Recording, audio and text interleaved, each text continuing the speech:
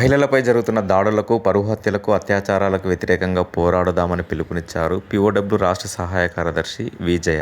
మార్చి 8 అంతర్జాతీయ శ్రామిక మహిళా దినోత్సవం సందర్భంగా ప్రగతిశీల మహిళా సంఘం పీఓడబ్ల్యూ నారాయణపేట జిల్లా కమిటీ ఆధ్వర్యంలో జిల్లా కేంద్రంలో ప్రదర్శన నిర్వహించారు.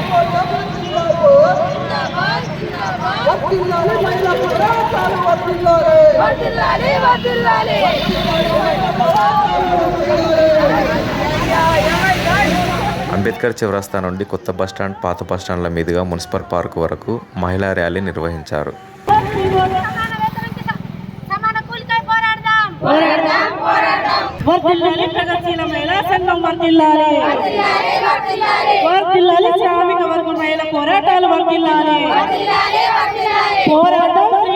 సమాన పనికి సమాన వేతనకై పోరాడదాం.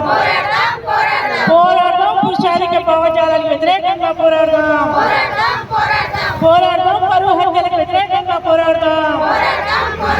పోరాడదాం పరువు హత్యలకు వ్యతిరేకంగా పోరాడదాం. పోరాడదాం భూహింసకు వ్యతిరేకంగా పోరాడదాం. వర్ధిల్లాలి శ్రామిక వర్గ పోరాటాలు వర్ధిల్లాలి.